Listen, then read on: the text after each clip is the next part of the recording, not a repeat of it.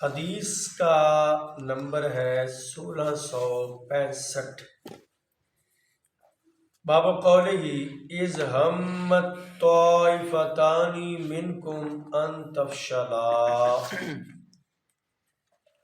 جب ارادہ کیا تم میں سے دو جماعتوں نے ہمت ہارنے کا، کمزوری دکھانے کا۔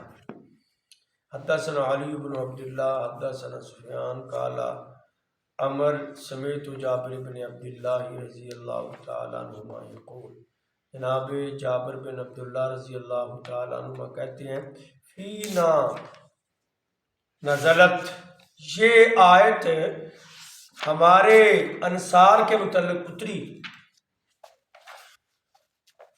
اذ ہمت طائفتان منکم ان تفشلا واللہ ولیہما، دو جماعتوں نے کمزوری دکھانی چاہی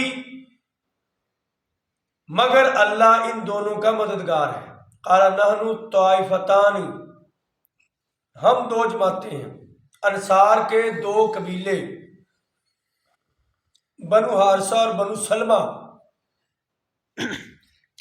وما نحب، اور ہمیں پسند نہیں ہے، وقال سفیان مرہ، اور کبھی کہتے ہیں ما یسرنی انہا لم تنزل لقول اللہ واللہ ولیہما، کہتے ہیں کہ ہمیں اس میں کوئی مذاقہ نہیں کیونکہ اللہ نے کہہ دیا کہ میں ان دونوں کا مددگار ہوں۔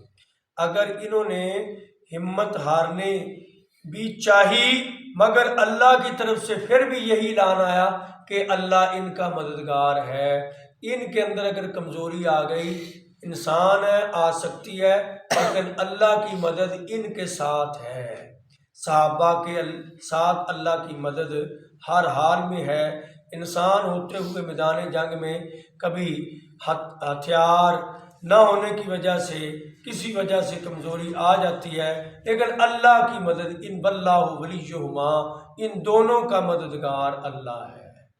تو یہیں سے نتیجہ یہی نکلا کہ کمزوری کوتاہی بشر ہونے کے ناطے انسان کے اندر آ جاتی ہے، لیکن وہ کتنے خوش نصیب لوگ تھے جن کے ساتھ فوراً، جن کی شان میں، مدح میں، تعریف میں قرآن بولتا گیا کہ تمہارے اندر کمزوری آئی، انسان تھے، آ سکتی تھی، لیکن اللہ کی مدد تمہارے ساتھ ہے۔ اللہ نے تمہیں کبھی نہیں کہا کہ تم ایسے ہو، نہیں، اللہ کی مدد تمہارے ساتھ۔